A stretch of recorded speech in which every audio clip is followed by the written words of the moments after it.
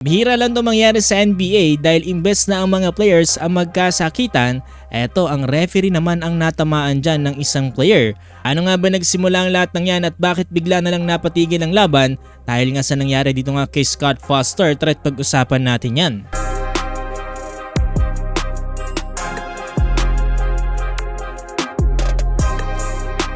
Ngayong araw na ang game number 2 dito nga sa pagitan ng Oklahoma City Thunder kontra nga dito sa Minnesota Timberwolves. Susubukan ngayon bumawi ng Minnesota Timberwolves dito nga sa home court advantage dito nga ng OKC. Kasi sa mga reports, dihadong-dihado pa rin ngayon dito nga ang Minnesota Timberwolves kontra nga dito sa OKC. Bago pa nga magsimula ang laban ay tuluyan na ngang ibinigay dito nga kay SGA ang kanyang trophy bilang 2024 to 2025 Kia MVP. Mismong si Commissioner Adam Silver ang nagbigay nito sa kanya dito nga sa home court nila. Pakalaking milestone to para kay SGA, gayon din ang kanilang franchise dahil another achievement na naman to para sa kanila. Sila lang naman na nakagawa ng 3 players na nakapag-produce ng MVP with the past 12 years. Bukod pa dyan ay tinulungan din nga daw dito ni SGA na makamit ng OKC whose win in the franchise history sa regular season. Napakalaking achievement to para kay SGA at dito nga rin ng OKC.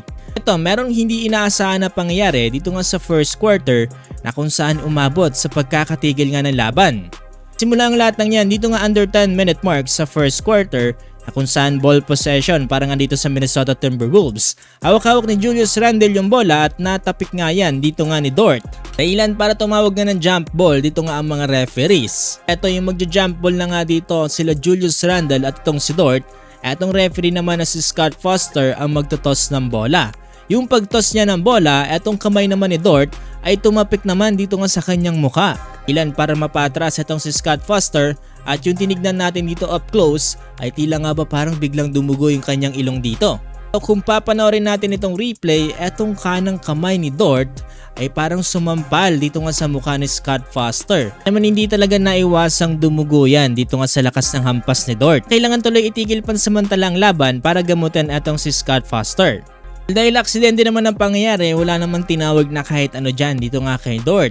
Sabi no, legendary referee na tong si Scott Foster at tinuturing nga na kanang kamay ito ni Adam Silver.